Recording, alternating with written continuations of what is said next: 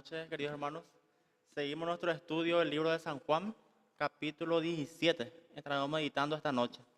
Capítulo 17, versículo 1 al 5, donde habla acerca de Jesús ora por sus discípulos. Dice. Algo interesante, ¿verdad? Acerca de la oración de Jesús.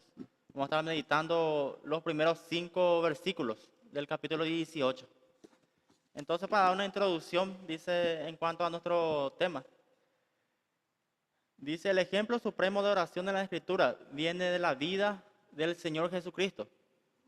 Curtis Mitchell escribe, sin duda, los más grandes ejemplos de oración suprema, oración correcta, que siempre se muestran provienen de la vida del Señor Jesucristo. Su vida de oración era tan diferente que solo con observarla, los discípulos de nuestro Señor se motivaban a solicitar instrucción en el tema, dice. Pero de todas las oraciones de Jesús, la registrada aquí en el capítulo 17 del Evangelio de San Juan es la más profunda y magnífica. Sus palabras son claras, pero majestuosas, simples, pero misteriosas. Sumergen al lector en profundidades insondables de la comunicación intertrinitaria entre el Padre y el Hijo y abarcan toda la extensión de la historia redentora, desde la elección hasta la glorificación, incluyendo temas de regeneración, revelación, iluminación, santificación y preservación. El velo se corre y Jesús lleva al lector al lugar santísimo, al mismo trono de Dios. El valor de su riqueza infinita se realza por su singularidad. No hay otro capítulo como este en la Biblia, como lo explica un comentarista. Dice. Como estamos viendo, entonces el capítulo 17, versículo 1 dice, para ir desglosando cada versículo. San Juan 17:1. Estas cosas habló Jesús y levantando los ojos al cielo dijo, Padre, la hora ha llegado, glorifica a tu Hijo, para que también tu Hijo te glorifique a ti. Algo interesante, ¿verdad? Jesús, ¿cómo empieza su oración? Elevando sus ojos al cielo, a su Padre. El Padre glorificó al Hijo durante su ministerio terrenal. Las señales que hacía le glorificaban. En la cruz fue exaltado, siendo también glorificado. Allí triunfó sobre Satanás y sobre la muerte. Sin embargo, la glorificación del Hijo alcanza su grado pleno en la resurrección de entre los muertos. Entonces Jesús, primer versículo está diciendo, Padre, glorifica a tu Hijo. Dice. Padre, la hora ha llegado, glorifica a tu Hijo, para que también tu Hijo te glorifique a ti. La vida de Jesús giraba en torno a eso. Él mismo vivía para la gloria de su Padre, para darle gloria a Él, para glorificarle a Él en todo. Él mismo había dicho, ¿verdad? Yo he venido para a dar a conocer al Padre, para glorificar al Padre. Entonces, cuando Jesús muere en la cruz, Él en ese momento dice que fue exaltado hasta lo sumo. Pero el punto máximo, el punto pleno fue cuando Él resucitó. Y hace poco nomás recordamos acerca de la resurrección, la Semana Santa. Su resurrección fue un momento crucial, muy importante, donde fue realmente Él exaltado y glorificado. Dice la glorificación del Hijo alcanza su grado pleno en la resurrección de entre los muertos. La cruz era el carro triunfal que le introducía a la resurrección y a la ascensión a los cielos. Esa hora, la de la glorificación, había llegado. La glorificación del Hijo corresponde al Padre. Cristo no buscó una gloria efímera y transitoria. La glorificación que resulta de los hombres, solo la procedente de Dios, que es su Padre, es la que busca.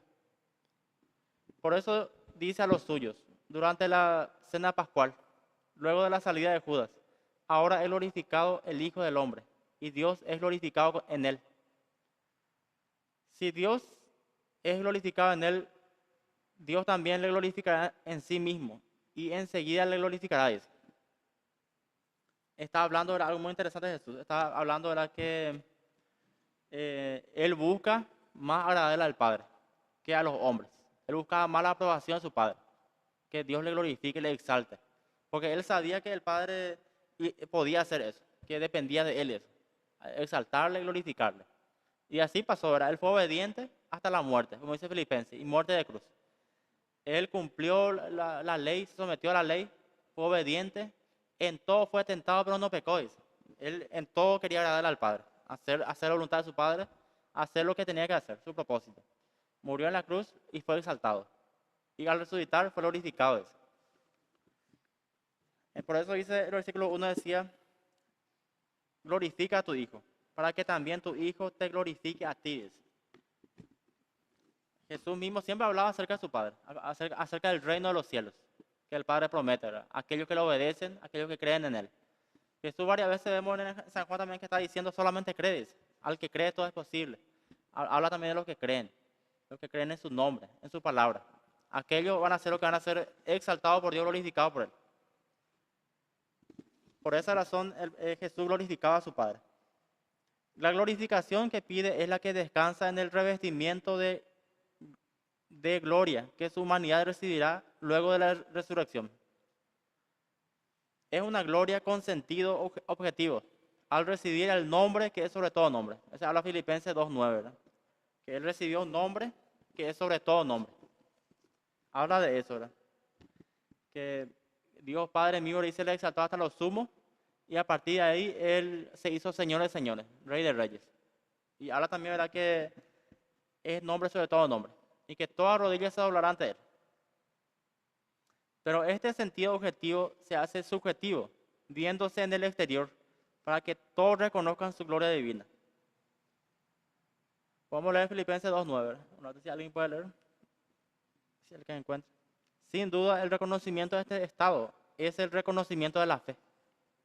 ¿En qué estado estábamos hablando? La glorificación, ¿verdad? Si alguien puede leer Filipenses 2:9.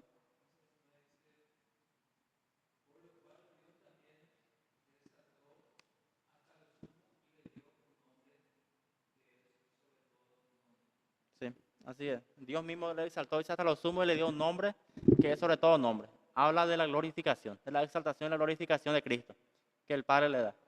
Ese es el versículo 1 de la oración de Jesús, cuando Jesús ora por sus discípulos. Y en el 2 dice 17:2, como le has dado potestad sobre toda carne, para que dé vida eterna a todos los que le diste. Habla de la autoridad de Jesús, ¿verdad? Como le has dado potestad sobre toda carne, para que dé vida eterna a todos los que le diste. La autoridad de Jesús tiene un designio determinado, que dé vida eterna. Ya se ha considerado anteriormente este tema. Aunque su autoridad alcanza a todos los hombres, solo da vida eterna a los que el Padre le ha dado, que es una expresión para designar a los creyentes. La vida eterna es, como se ha dicho, potestativa y privativa de Dios. Eterno no es equivalente a perpetuo, que es lo que dura y permanece para siempre, sino que eterno es todo lo contrario, aquello que no tiene principio ni fin, pero que no está en la temporalidad de lo perpetuo, sino en la absoluta ausencia de tiempo.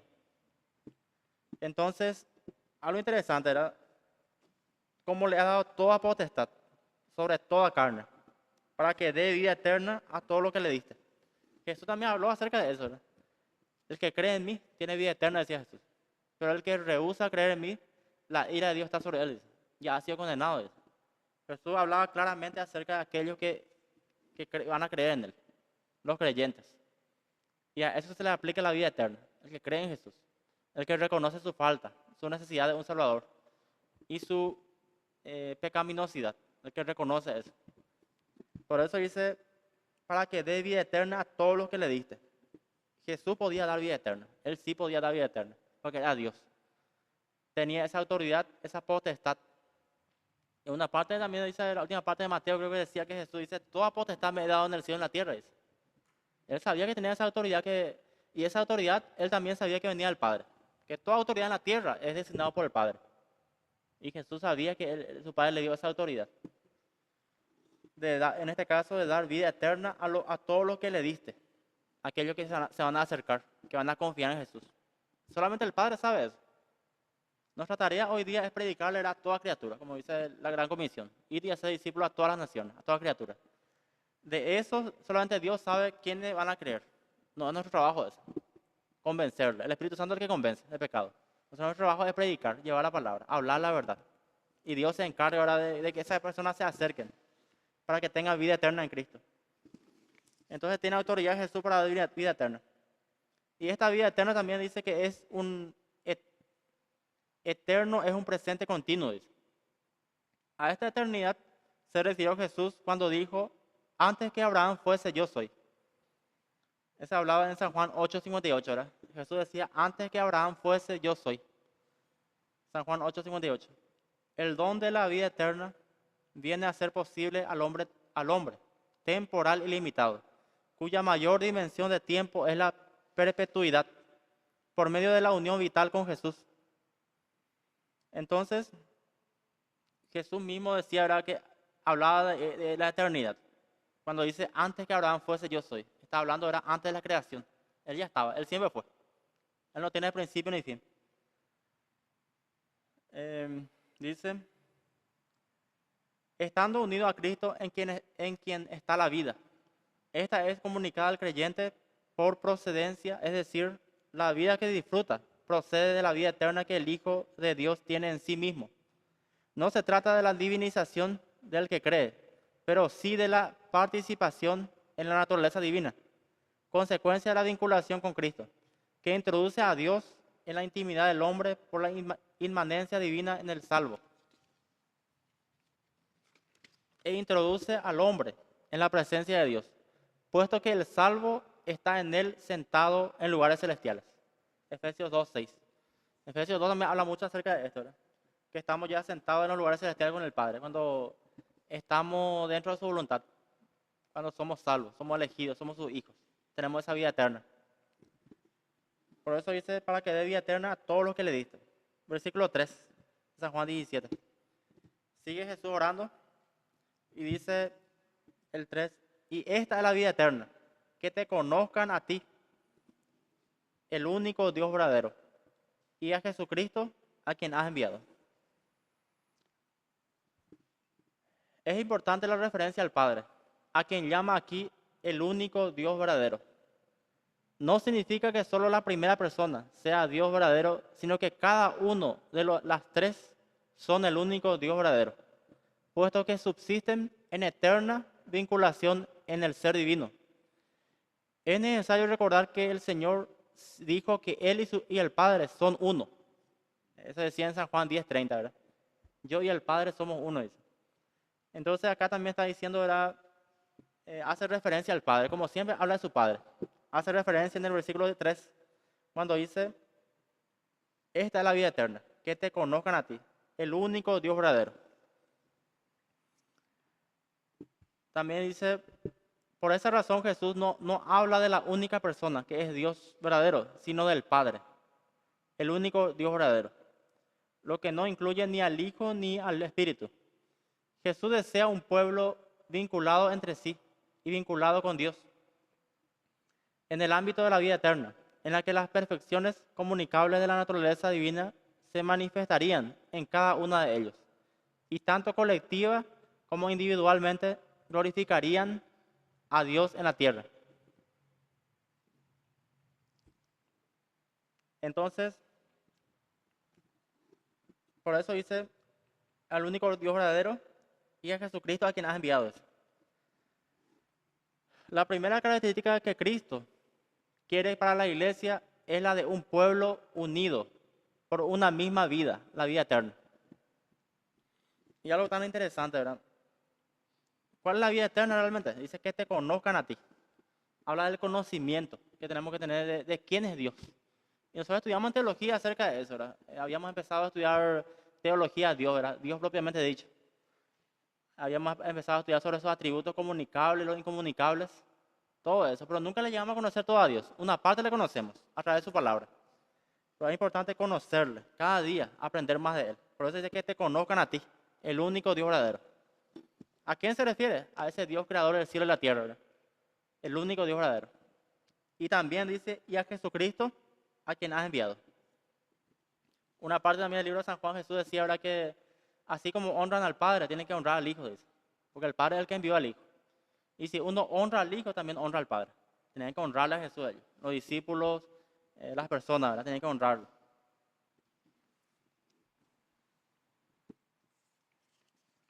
Por eso Jesús, para él es muy importante, era conocerle a ese verdadero Dios. ¿Y cómo le conocemos hoy día? A través de su palabra, a través de la oración. Cuando leemos la palabra, estudiamos como lo estamos haciendo ahora, conocemos más al Padre. Le vamos conociendo un poco más al único Dios verdadero. Y el versículo 4 sigue Jesús orando. En el versículo 4 está diciendo Jesús, San Juan 17:4.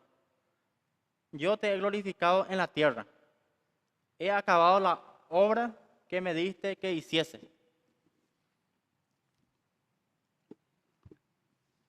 Poco tiempo después, el siervo entregaría su vida en la cruz, proclamando el final glorioso de la obra redentora con el grito triunfal de consumado es. Ese más adelante vamos a estar hablando acerca de eso. Nada quedaba por cumplir. Jesús entonces dice, ¿por qué dice yo te he glorificado en la tierra? He acabado la obra que me diste que hiciese. Jesús tenía un propósito. Varios años atrás, miles de años atrás, varios profetas ya profetizaron acerca de esto, de la venida del Mesías. Hablaban ya de un Mesías que iba a venir a redimir a su pueblo, que iba a venir a rescatar a todos aquellos que están bajo el pecado, ¿verdad? Bajo la ley. Y por eso dice, yo te he glorificado en la tierra. Jesús nació, se cumplió la profecía, nació en un pesebre de la Virgen María, ¿verdad? De José. Y también dice, he acabado la obra que me diste que hiciese. Hizo las obras que Dios le encomendó. Él demostró con señales de prodigio que era hijo de Dios, que era Dios, Dios mismo. Al sanar enfermos, al perdonar pecados, Él hacía todo eso. Enseñó la palabra, enseñó acerca del reino de los cielos, habló sobre arrepentimiento, sobre humillación, habló sobre ser generoso, volverse al Padre, dejar de pecar, todo eso habló. Por eso dice, he acabado la obra que me diste que hiciese. Jesús todo eso hizo. Hizo obra de sanidad, él fue también maestro, enseñó. Dice, entonces Jesús por eso dice, poco tiempo después el Señor entregaría su vida en la cruz. Y en la cruz él dijo como 7 palabras, ¿verdad? Uno de ellos dice, consumado es.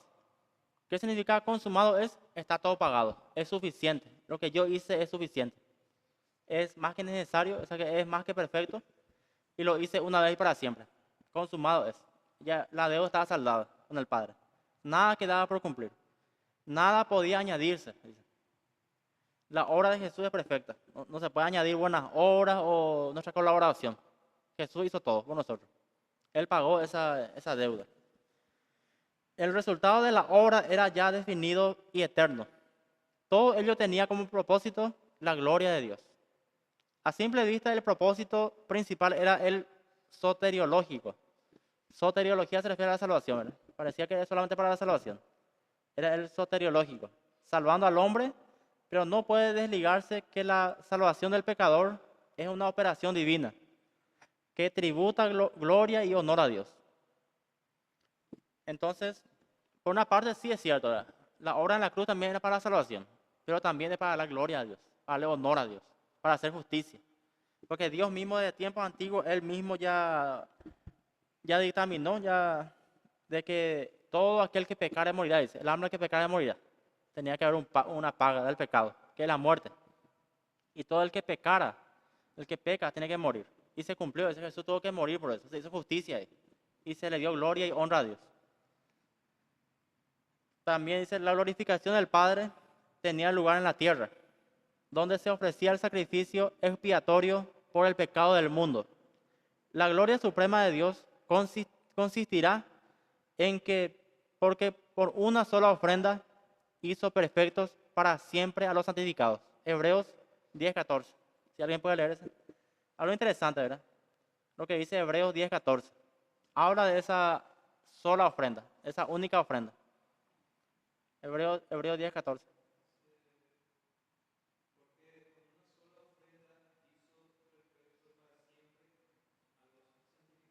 Así mismo es. Una sola ofrenda es, que es la ofrenda de Jesús, ¿verdad? Su vida. Porque recordemos que en el Antiguo Testamento ellos hacían ofrendas una vez al año, varias ofrendas de diferentes animalitos. Tenía que estar perfecto, ¿verdad? No tenía que tener daño, nada. Y era solamente como una cortina para apaciguar ahí la ira de Dios. Y por eso hay que hacerle varias veces, tenía que hacer eso. El sacerdote tenía que prepararse bien, el sumo sacerdote, entrar al lugar santísimo, estar consagrado para presentar el pecado del pueblo ante Dios. Y Dios tenía que aceptar eso. Pero después Jesús vino con una sola ofrenda. Hizo perfectos para siempre a los santificados. Habla también de la dimensión de la santificación, ¿verdad? En ese sentido. Y todo esto que estamos leyendo, por eso dice Jesús, yo he acabado la obra que me diste que hiciese. Esto también enseñó acerca de la santificación, de apartarse del pecado, ¿verdad? De vivir en santidad. Entonces en este punto dice, nuevamente se abre la dimensión de la glorificación del Padre, que comprende dos aspectos. En este punto, ahora en este versículo 4, hay dos aspectos que podemos analizar acerca de la glorificación del Padre. Primero dice el histórico. En Cristo, el histórico, en Cristo. Mediante la obra que realiza en la tierra que tributa gloria al Padre. En la tierra, ¿verdad? Jesús entonces se hizo hombre, habitó entre nosotros y en la tierra le dio gloria a Dios. Al morir en la cruz, al pagar nuestro pecado. El histórico, el A. Y B dice el progresivo, manifestada en los salvos, que se produce como consecuencia de esa obra a lo largo del tiempo. El primero entonces el histórico. Sabemos que Jesús por la Biblia, por la palabra que sí murió, sí vino a la tierra. Históricamente y también por la fe creemos eso, de que Jesús sí vino, se hizo carne, estuvo entre nosotros, murió y resucitó. Ese es el histórico, la obra de Jesús. Y el otro dice el progresivo, manifestada en los salvos, que se produce como consecuencia de esa obra a lo largo del tiempo. Jesús entonces pagó por los pecados pasados, presentes y futuros, del que va a creer el salvo. Y se aplicaba en ese momento a toda la humanidad y también hasta nuestros tiempos, hasta hoy día se aplica a nosotros eso, lo que Jesús dice en la cruz. Por eso dice progresivo, a lo largo del tiempo. En la última oración, dice en San Juan 17:5, la última parte, porque después continúa, ¿verdad? Pero hasta el 5 vamos a meditar hoy. El versículo 5 dice San Juan 17, ahora pues, Padre, glorifícame tú al lado tuyo, con aquella gloria que tuve contigo antes que el mundo fuese. Una vez más habla de la glorificación. La petición del Hijo sería respondida por el Padre en la glorificación del resucitado, ya que como consecuencia de su muerte, Dios también le exaltó hasta lo sumo. Filipenses 2:6. Como consecuencia de su muerte dice que Dios le exaltó. ¿Por qué habla acerca de eso? Porque cuando Jesús se hizo carne, ¿en qué etapa estaba Él? En la humillación. Él se humilló y a sí mismo. Dejó su trono, dejó su gloria, todo. Por eso justamente la oración dice esta parte decía en San Juan 17:5, con aquella gloria que tuve contigo antes que el mundo fuese. Dice. Jesús siempre fue. No es que Él fue creado después. Él siempre existió. Él es eterno. Tenía esa gloria. ¿Por qué pasó un día? Él dejó todo, se humilló a sí mismo. Etapa de humillación. Habitó entre nosotros. Y al morir, Dios lo exaltó, dice, exaltación. Esa es la etapa de la exaltación. Y cuando resucitó, etapa de la glorificación. Fue glorificado. Entonces Dios dice también lo exaltó hasta lo sumo. Filipenses 2:6. La cruz era el punto de partida para la exaltación suprema. Literalmente, le super exaltó, dice. Significa exaltación suprema. Le super exaltó. Es quien se había humillado hasta lo sumo. Yo te he glorificado en la tierra. He acabado la obra que me diste que hiciese. Eso que leímos hace rato, versículo antes. Ahora pues, Padre, dice Jesús, está hablando con su Padre. Ahora pues, Padre, glorifícame tú al lado tuyo, con aquella gloria que tuve antes contigo, antes que el mundo fuese. Jesús mismo habló de esto, ¿verdad? Es la enseñanza de Jesús. Jesús decía, ¿verdad? Porque el que se enaltece será humillado, y el que se humilla será enaltecido. Mateo 23:12.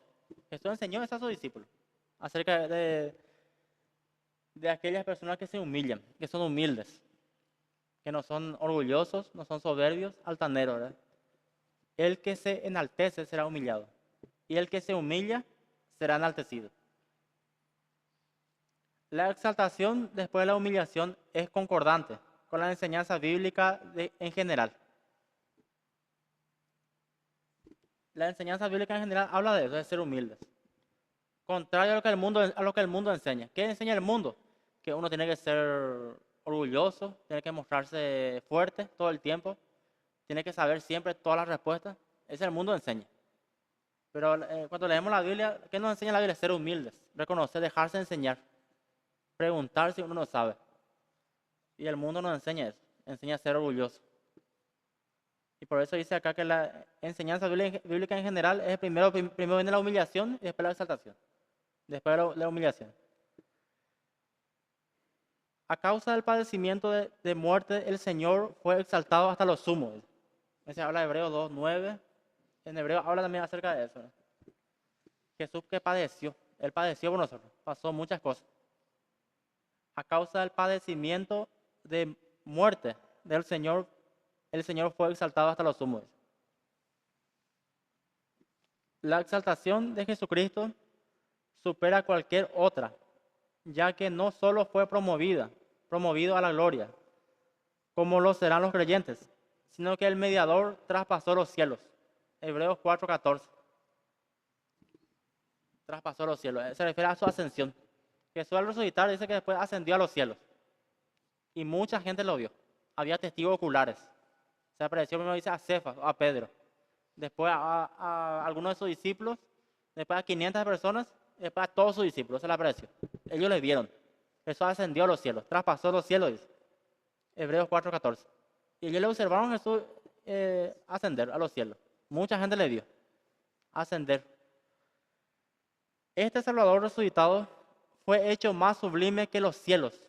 Hebreos 7:26. Fue hecho más sublime, porque Él es Dios, tiene autoridad.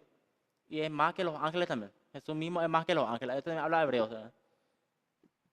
Que tiene más autoridad que ellos. Este Salvador entonces resucitado fue hecho más sublime que los cielos. Hebreos 7:26. Todavía más, por su exaltación, se ha situado sobre los cielos, subiendo por encima de ellos. Efesios 4:1. La exaltación suprema de Jesús le ha hecho sentar a la diestra del trono de Dios, lugar de suprema autoridad y de suprema dignidad. Jesús hoy día, ¿dónde está? Está a la diestra de Dios Padre. ¿Qué está haciendo Él? Intercede por nosotros. Y también está en nuestro corazón, en los que creen. Está con nosotros también, al mismo tiempo. Porque Él está en todo lugar.